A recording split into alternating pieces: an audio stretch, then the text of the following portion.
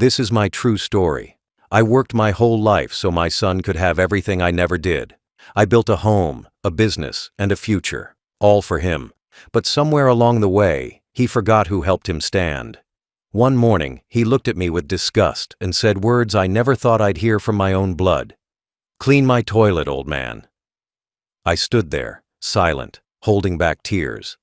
I obeyed, but I didn't forget. What I did next changed his life forever. Before I tell you, comment where you're watching from and subscribe so my story can reach more people. It started like any other morning. The house was quiet, except for the sound of dishes clinking in the kitchen. My son came out of his room, dressed in a suit, holding his coffee like he owned the place. He didn't look at me the way a son should look at his father. There was no warmth, no respect, just irritation. He walked straight past me toward the bathroom and stopped at the doorway. He pointed at the toilet and said, "Clean it, old man." His tone was cold, sharp, and filled with pride. I froze. I thought maybe I misheard him.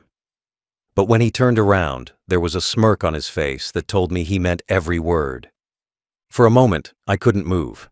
I just stared at him, wondering where I went wrong. This was the same child I used to carry on my shoulders to the park, the same boy who cried when he scraped his knee, the same boy I had held during thunderstorms. And now he stood there, treating me like I was less than the dirt under his shoes. His wife was standing in the hallway behind him, holding her phone, pretending not to watch. When she heard him say those words, she didn't look shocked or upset. She laughed. That laughter hit harder than the insult. He tossed a cleaning brush at my feet and walked away, muttering something about how old people should be useful. I bent down slowly to pick it up.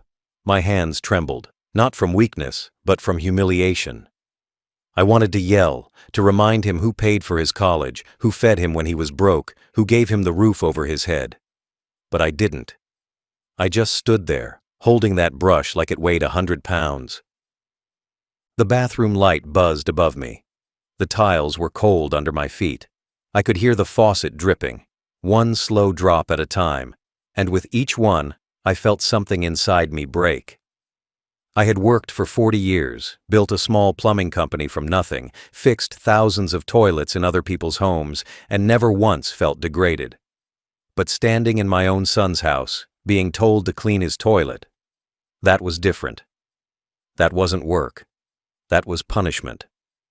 I looked around the bathroom, the fancy marble counter, the expensive mirror, the gold-trimmed fixtures. All of it was built from the business I started.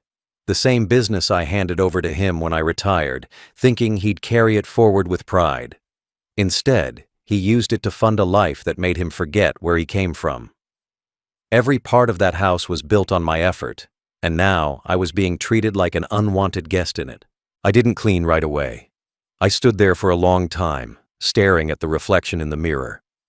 My face looked tired, older than I remembered. I could see the man I used to be, strong, capable, respected. Now I just saw an old man with nothing left but memories of better days. I sat on the edge of the bathtub and took a deep breath. I thought about his mother and what she would have said if she were alive to see this. She would have cried. She always believed he had a good heart. Maybe he once did. But success had changed him. Money had made him cruel. When I finally moved, it wasn't out of obedience. It was out of disbelief. I grabbed a rag, turned on the faucet, and started wiping. Not because I wanted to, but because I needed time to think. The sound of water running covered my tears. He probably thought I was weak for not fighting back, but he didn't know me anymore. He didn't know what kind of man he was provoking. I had been patient all my life, patient enough to raise him, patient enough to survive losing his mother, and patient enough to wait for the right moment to teach him what real consequences feel like. I didn't say a word that morning. I didn't yell, didn't curse, didn't defend myself. I finished cleaning, washed my hands, and walked out of that bathroom quietly. But as I passed by the family photos on the wall, his wedding, his business opening, his new house, I knew something inside me had changed forever. The man who raised him was gone. The man who would ruin him had just taken his place. I went back to my small room after that. I sat on the edge of the bed, still wearing the same shirt from the day before. My hands were shaking, not from anger, but from something deeper: disappointment. The kind of pain that doesn't shout. It just sits heavy inside your chest and eats away at you. I stared at my palms, the same ones that had built everything he owns: the house, the business, the life he was so proud of. They were wrinkled, rough, scarred from decades of work. I never cared about that before. But that morning, those scars felt like proof that I had wasted my strength on the wrong person. When I picked up that brush to clean his toilet, I didn't do it because I was weak. I did it because I was numb. I scrubbed until my knees hurt and my back screamed. The sound of the brush scratching against porcelain echoed in my head like punishment. Every stroke reminded me of something I gave him: his first car, his first down payment, the business license in his name. It all came back in flashes, each one hitting harder than the last. By the time I finished, my eyes were full of tears, and I didn't even notice them falling until they hit the floor. He walked past the bathroom once, glanced inside and said, "Finally doing something useful." Then he left. Just like that. No thank you, no smile, no sign that he saw me as anything more than a burden. I heard his wife laugh again in the living room. I don't think I've ever felt smaller in my own house. I leaned against the wall and slid to the floor. I didn't cry like a child. I cried like a man who'd just realized his life's work turned against him. For hours I sat there, staring at that same wall. I thought about all the nights I went hungry so he could eat, the winters I worked through snow and rain to keep the lights on, the days I went without sleep just to pay for his college tuition. Every sacrifice flashed in my mind, but none of it mattered anymore. My son, the boy I once carried on my shoulders, now looked at me like I was trash. At some point, the pain turned into something else: cold, quiet, controlled. I stopped crying and just sat still. That's when a strange calm came over me. My tears dried and my breathing slowed. I realized I wasn't powerless. He thought I was just some old man with nothing left. But he didn't know how much I still had in my name. He didn't remember that every paper in that house, from the deed to the business license, had my signature on it first. He might have forgotten, but the law hadn't. That night, when the house went dark, I didn't sleep. I sat in silence, listening to the wind outside the window. My eyes stayed open, staring at the ceiling. I felt something inside me shift, the last piece of patience break away. I wasn't angry anymore. I was done. The kind of done that comes after years of giving and being taken for granted. I decided that I wouldn't fight him with words. Words mean nothing to people like him. I would use the same thing he worshipped: money, power, control. In the morning, he came into my room and told me to take out the trash. I didn't even look at him. I just nodded, pretending to be tired, pretending to be the same broken man he thought I was. But in my mind, I was already somewhere else. In the bank, in the lawyer's office, in the past, where my name still held value. He didn't know it yet, but I was about to take back everything he thought belonged to him. When he left for work that day, I stood in front of the mirror again. My eyes were red, but my face looked calm. I wiped my tears and said nothing. I didn't need to. The man in the mirror wasn't broken anymore. He was planning. He was waiting. That's the day I changed. That's the day I realized my biggest mistake wasn't raising a disrespectful son. It was letting him think I had no power left. He'd soon learn how wrong he was. That night, after everyone went to bed, I couldn't stop thinking about the life I'd lived for that boy. Every memory I had of him came back one after another. The small house we started in, the days when we had nothing but still found reasons to laugh, the long nights I spent fixing old plumbing pipes just to keep food on the table. I remembered the day he was born. I was just 24, holding him in my arms, scared but proud. His mother smiled and said, "He's going to be better than both of us." I believed her. For years, I worked toward that single promise, to make sure he'd never live the kind of hard life I did. When he was a kid, I'd come home covered in grease and dirt, but I never missed a single dinner with him. I taught him how to hold a wrench before he could even write his name. On weekends, we'd sit in the truck and drive around the city while I told him stories about work. I used to dream that one day he'd take over the business and make it bigger, smarter, cleaner. And when he was a teenager, that dream started to feel real. He'd help me fix leaks, talk about expansion plans, even come up with ideas on how to modernize everything. I thought we were building something together, a future, a legacy.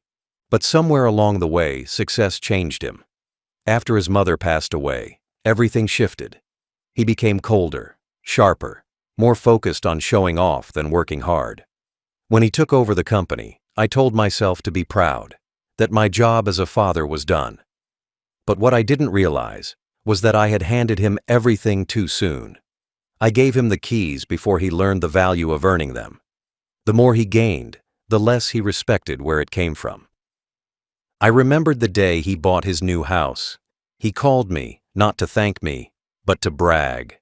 I stood in the living room while he walked me through every expensive thing he owned, the polished floors, the designer kitchen, the big glass windows. He smiled and said, "You wouldn't understand, Dad." This is what real success looks like. I didn't argue. I just nodded, pretending to be proud. But inside, I felt something break. It wasn't jealousy. It was sadness. Because I could already see the man he was becoming. After that, he stopped visiting me as often. When he did, it was usually to ask for something, a favor, a loan, or advice he'd never actually follow. He treated me like an old machine that had outlived its use. When I got sick one winter, he didn't come to the hospital. He sent a text saying he was busy closing a deal. That's when I realized I was no longer a father to him.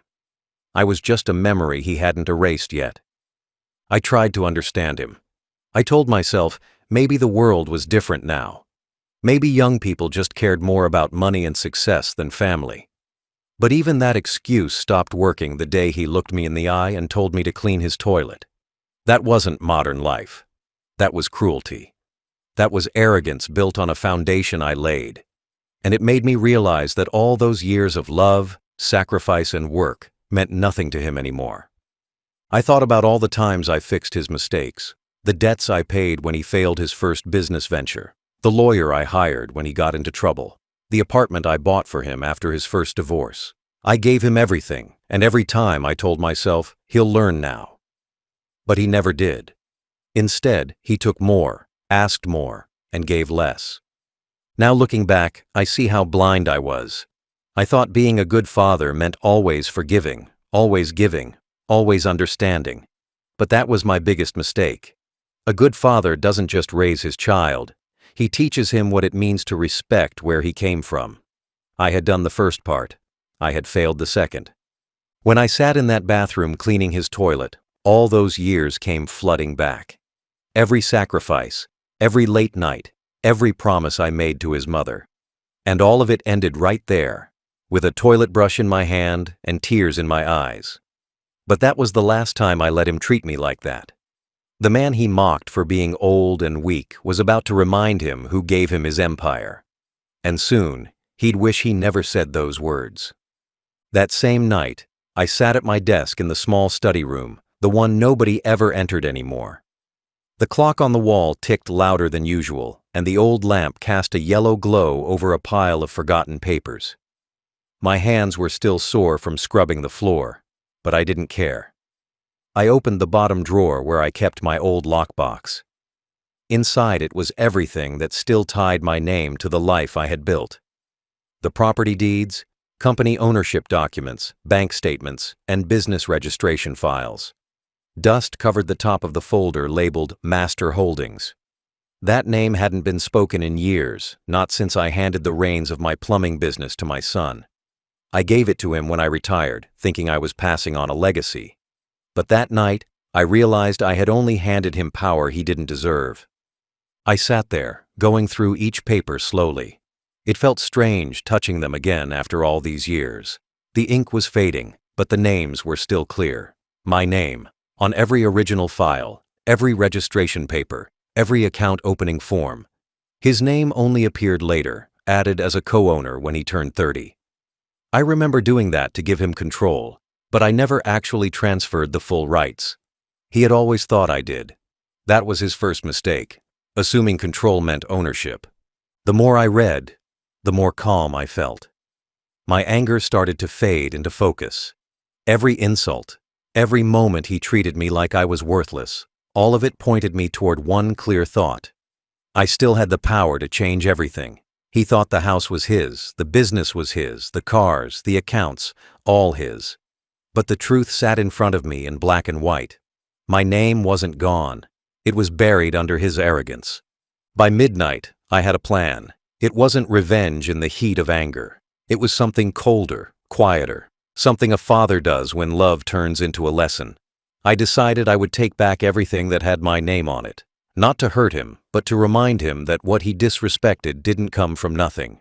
I would remind him that every comfort he enjoyed came from a man he now called useless.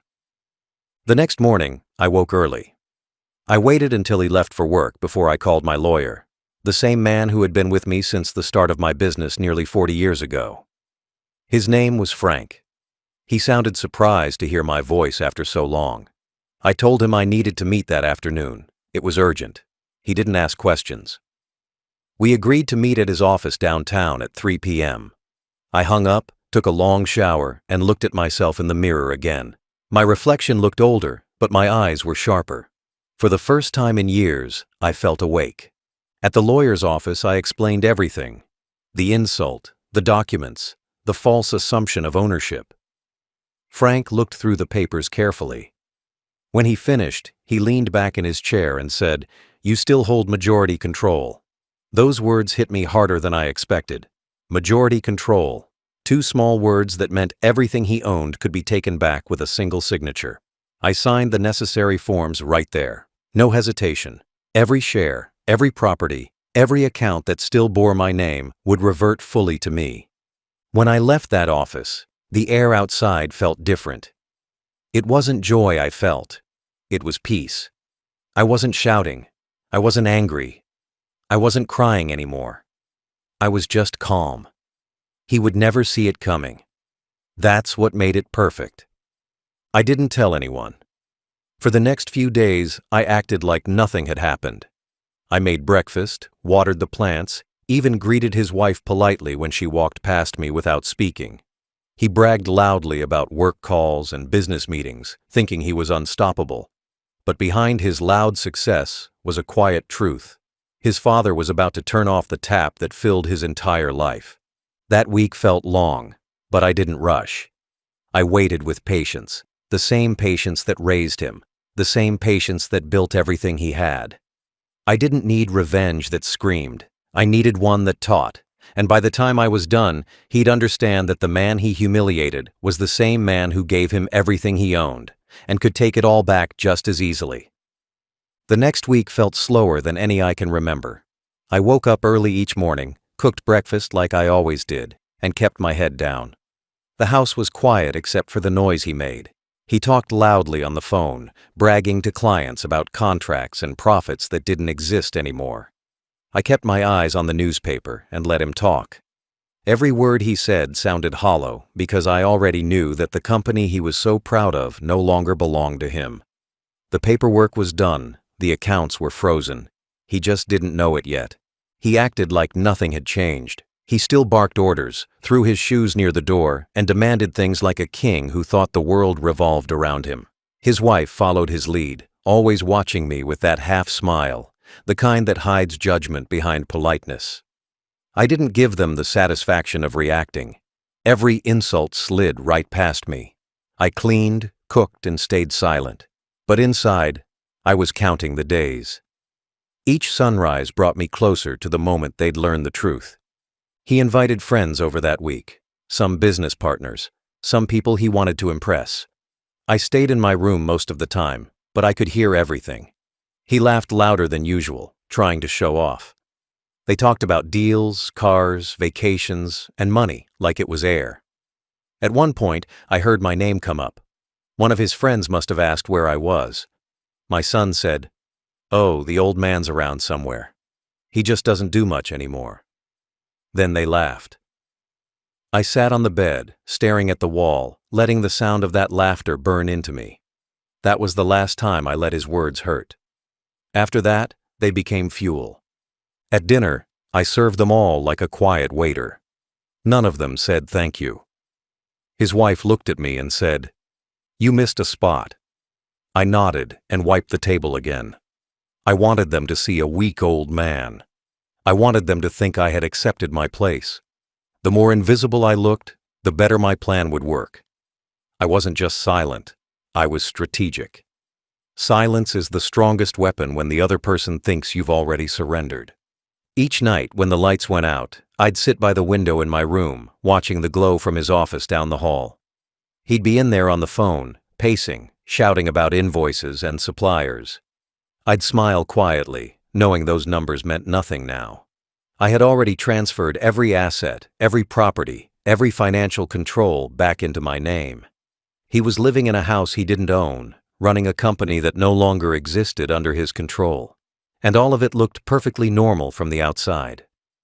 One night, I heard him tell his wife he was planning a big expansion deal, one that would require a large amount of company credit.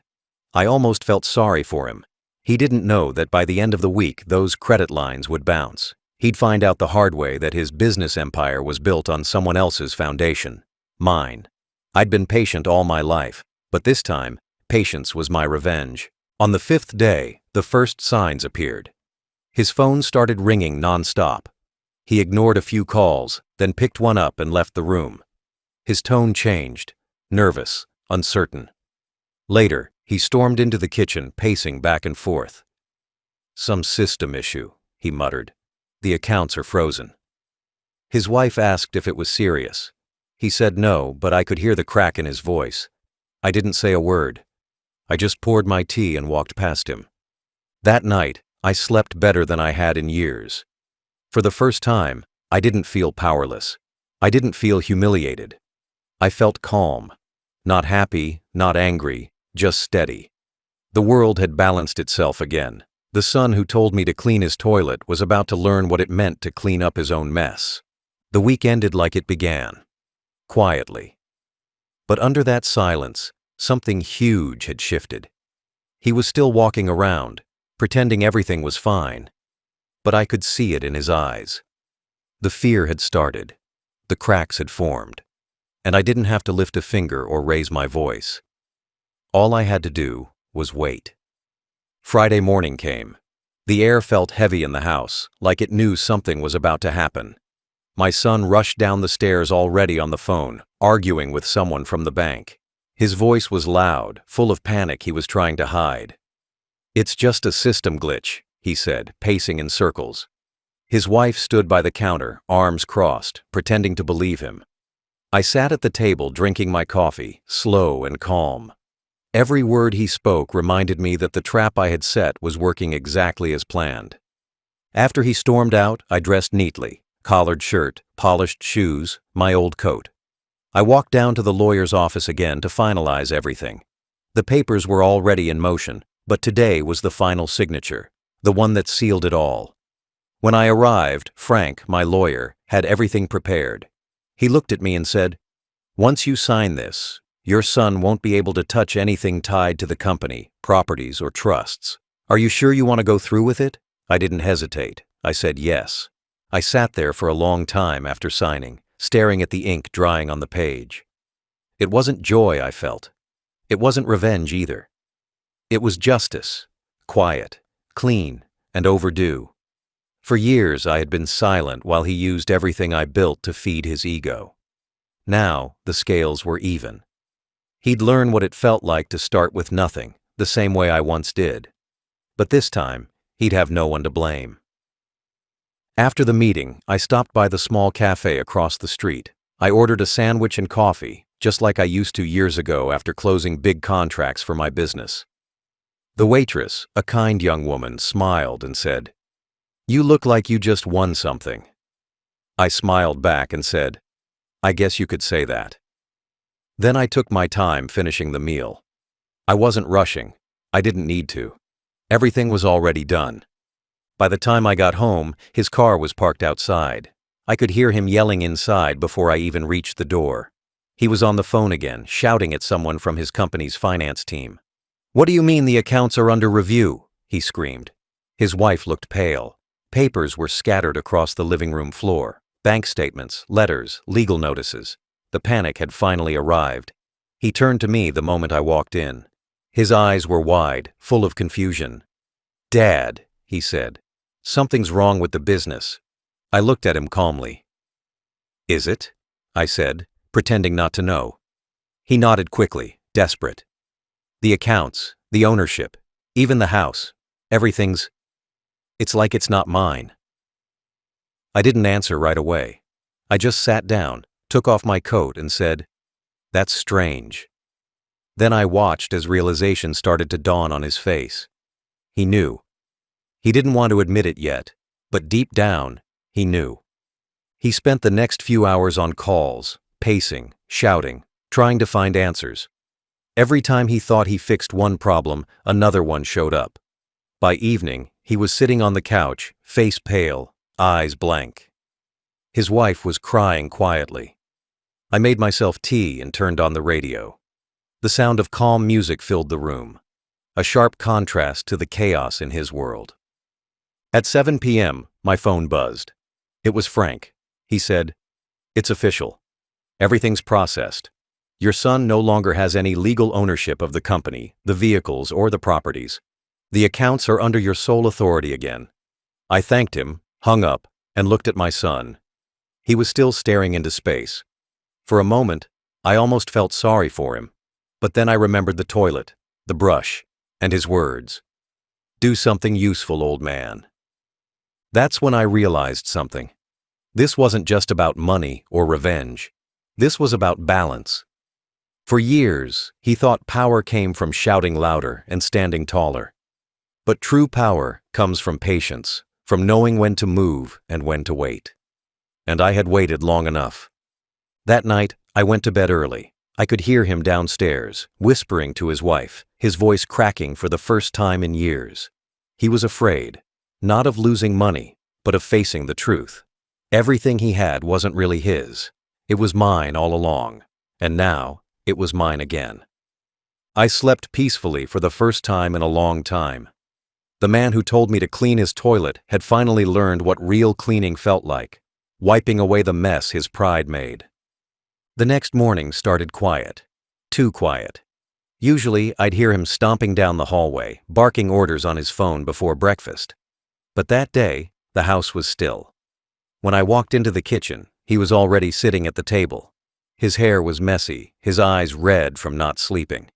A pile of papers sat in front of him, bank notices, legal forms, and company letters. He looked smaller somehow, like the weight of his arrogance had finally crushed him. His wife sat beside him, staring down at her coffee, not saying a word. The silence between them said enough. When he finally looked up, his eyes met mine. They weren't angry like before, they were scared. He opened his mouth to speak, but no words came out. His voice had no strength left. I sat across from him, calm and steady. I didn't gloat. I didn't need to. The truth was already written all over his face.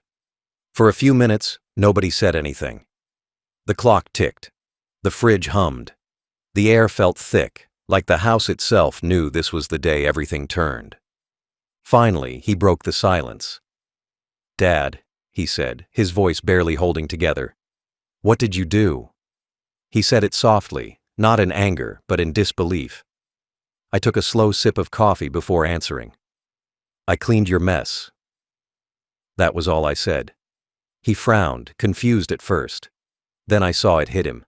His face changed, realization spreading like a crack in glass. "You," he whispered, but the words stopped there. I could see it in his eyes. He knew I was the one who had pulled the strings. He pushed back his chair and stood up, pacing. His hands were shaking. "You ruined everything," he said. "My business, my home, my..." He stopped himself before finishing the sentence. He couldn't say "my father" because he knew he hadn't treated me like one. I stood up slowly and looked him in the eye. I wasn't angry. I wasn't shouting. My voice stayed even. "No," I said. "You ruined everything when you forgot who gave it to you." He sat back down, slumped, defeated. His wife left the table quietly and walked to their room, leaving us alone. I could hear her crying faintly through the wall. My son rubbed his forehead, staring down at the papers. "What am I supposed to do now?" he said quietly. I didn't answer right away.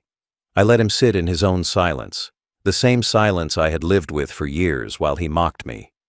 I wanted him to feel it, to understand the weight of what he'd done.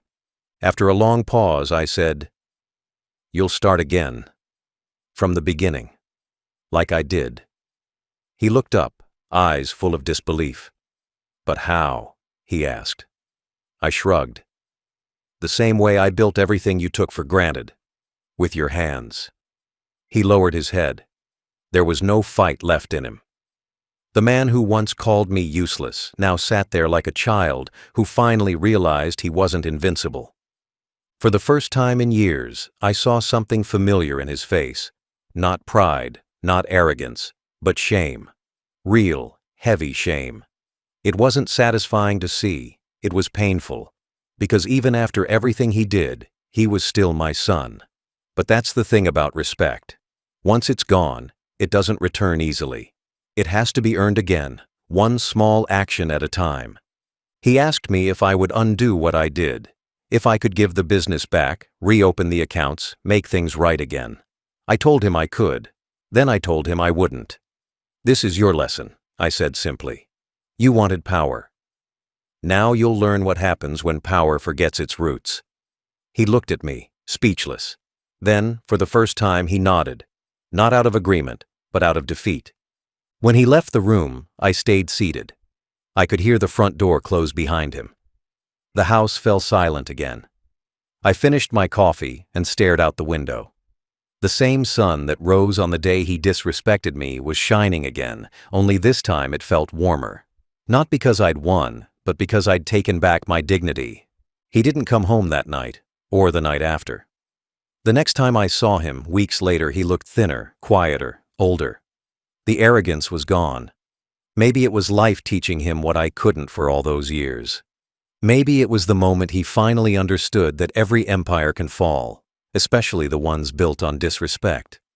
That morning in the kitchen was the last time I saw him as the man he was. After that, he became someone else, someone learning humility the hard way. And that's exactly what he needed to become the man I once hoped he'd be. It didn't take long for everything to collapse after that morning. Within days, the phone calls started coming one after another. I could hear his voice through the walls, trying to stay calm while talking to banks, suppliers, and old partners. But there's only so long a man can pretend before reality shows up at his door. The money was gone. The contracts were gone. The trust people once had in his name vanished like smoke. I watched it happen in silence, the same silence he once threw at me when I tried to help him. Now he was the one being ignored. At first he tried to fight it. He blamed everyone, the accountant, the lawyers, even the system. But deep down, he knew exactly what happened. He knew that the man he called old and useless was the same man who had just pulled the rug out from under him. He stopped eating at the table, stopped going to the gym, stopped smiling.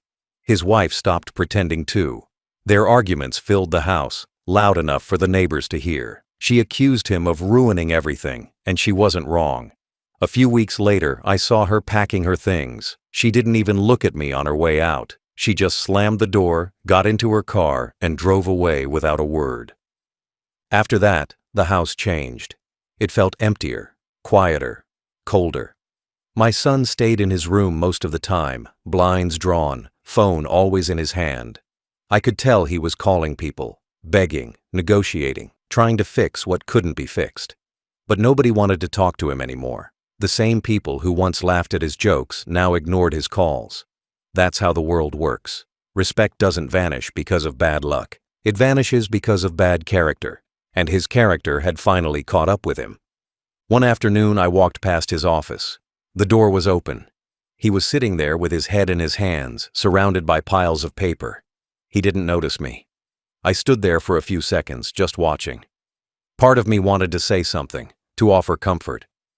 But another part of me remembered the toilet brush, the laughter, the way he had looked at me like I was nothing. That memory kept me quiet. He needed to sit in that silence. The same silence he once gave me. By the end of the month, he had lost everything. The company was officially closed. The house was under my name again. The cars were repossessed. His credit cards were canceled. Every part of his life that screamed success was stripped away, layer by layer, until only the man remained. No titles, no power, no pride. He tried to find work, but no one would hire him. People had heard the story. They knew how he treated the man who built his life for him. Nobody wanted to work with someone like that. He came to me one evening, standing at the doorway of my room. His voice was low, shaky. "Dad," he said, "I need help." I didn't turn around right away. I let the words hang in the air, heavy and uncertain. When I finally looked at him, he wasn't the same man who once barked orders. He was just a son, tired, broken, and lost. I didn't shout. I didn't scold. I just said, "Help starts with humility." Then I turned off the lamp and went to bed. After that night, he packed a bag and left. He didn't say goodbye. He didn't have to. The silence said everything. For months, I didn't hear from him. Sometimes I wondered where he was sleeping, whether he was eating, whether he'd finally learned. I wasn't angry anymore, just tired. I had carried him my whole life, and now he'd have to learn to stand on his own.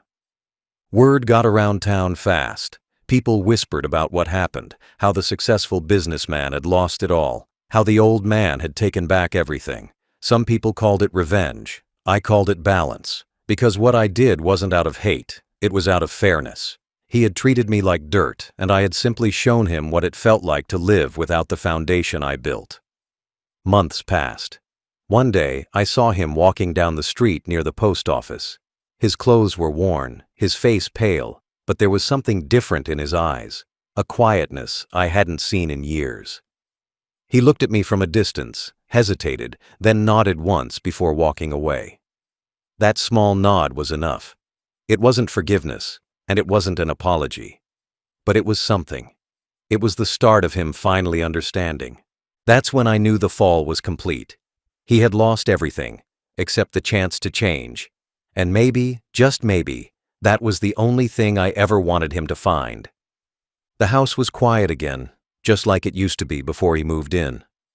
Only this time, the quiet didn't hurt. It felt peaceful. I woke up every morning at 6, made coffee, and sat on the porch to watch the sun rise over the trees. For the first time in years, I wasn't walking on eggshells in my own home. I wasn't being ordered around, mocked, or ignored. I could hear birds again instead of shouting. The silence wasn't loneliness anymore. It was freedom. I started fixing things around the house that he never bothered to touch. The broken fence, the leaky faucet, the loose tiles in the hallway. All the things I had built decades ago, and he let fall apart. It was strange how doing those small repairs made me feel alive again. I realized I didn't need a company or wealth or approval to have purpose. I just needed peace. The neighbors started stopping by more often. Some of them had heard the story, but they never brought it up directly. They just said things like, "It's good to see you out again," or "You look healthier lately." I'd smile and offer them coffee, pretending not to notice the curiosity behind their eyes. People always want to know how something so big fell apart, but they never ask out loud. They just whisper later, and that's fine with me. Let them talk. I wasn't ashamed of what happened. I did what I had to do. Every now and then, I'd think about my son. I wondered where he was, what kind of job he found, whether he was still angry or if time had softened him. Sometimes I'd pick up my phone and stare at his old number saved in my contacts. I never called. I figured if he wanted to talk, he'd call me, but he didn't. Weeks turned into months. The house stayed quiet, the porch stayed peaceful, and I stayed steady. Then one day, I got a letter. It didn't have a return address, but I knew the handwriting the second I saw it. It was shaky, uneven, but it was his. I opened it carefully. Inside, there was just a single sheet of paper. It said, "I'm working again. Not much, but honest. I'm sorry for everything. I'm trying to be better. Thank you for what you taught me, even if it hurt." There was no signature, no phone number, no address. Just that. I sat with that letter for a long time. I didn't cry. I didn't feel angry. I just felt complete. Maybe that was his way of saying he finally understood. Maybe that was the closure I didn't know I needed. I folded the letter neatly and placed it in my old lockbox, the same one I used to keep the business papers that took everything back. This time, I wasn't locking away revenge. I was locking away peace. The seasons passed quietly. I got older, slower, but I never felt bitter. I started taking walks in the evenings, greeting people, watching kids ride their bikes down the street. Life became simple again, the way it used to be before success, pride, and greed poisoned everything. Sometimes I'd sit on the porch at sunset and imagine my son walking up the road, maybe with a tired smile, maybe ready to talk. I didn't need an apology. I just wanted to know he had learned. I don't know where he is now. Maybe still working somewhere small, maybe starting fresh, maybe with a family of his own.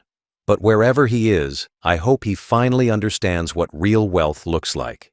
Not cars, not houses, not company shares. Real wealth is knowing you earned everything you have and respecting the people who helped you get there. Now, when I clean my bathroom, I think about that day. The day he told me to clean his toilet. I remember how small I felt then, how broken. But now, it makes me smile. Because in the end, I did clean something. Not porcelain, not floors, but my life. I cleaned it of disrespect, pride, and people who forgot their roots. And it shines better than any bathroom ever could. It's strange how quiet a house can feel when the noise that used to hurt you is finally gone. I sit in this chair most evenings now, the same one I once used to watch my son play outside when he was a kid. The world feels smaller but calmer. The bitterness I used to carry is gone. I don't replay the words anymore. Clean my toilet, old man. They used to echo in my head every night, but now they sound like something said to another person in another lifetime. Maybe that's what time does. It doesn't erase the past, but it dulls the edges enough so you can hold it without bleeding again. When I think back on everything, I don't see myself as a victim. I see myself as a father who finally learned when to stop giving. I spent most of my life believing love meant sacrifice, that no matter how many times your child disrespected you, you just kept forgiving, kept helping, kept fixing. But now I know better. Love doesn't mean letting someone walk all over you. It means teaching them what respect costs, even if the lesson hurts both of you. What I did wasn't revenge. It was correction.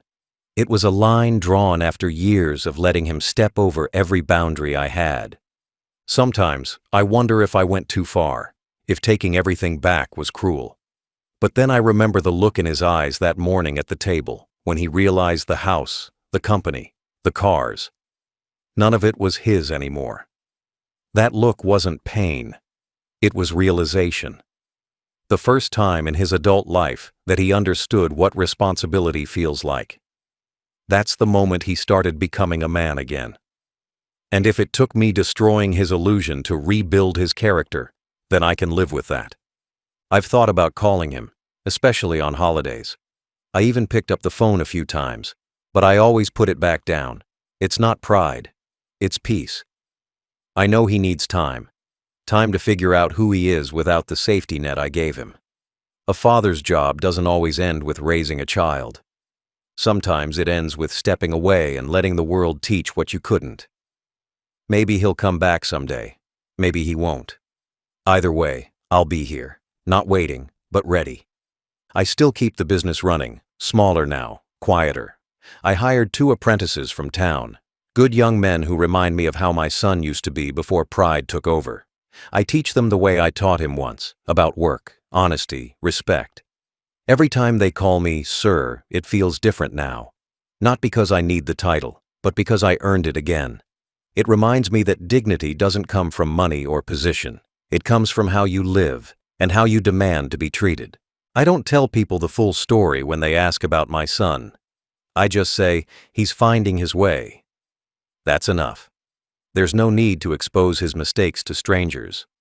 The lesson was between him and me, and that's where it will stay. But I'll tell you this much. The day he comes back, if he does, I won't turn him away. I won't forget what he did, but I'll remember that he was once a boy who needed guidance, and I'll be ready to offer it. Not as a doormat, but as a father who finally knows his worth.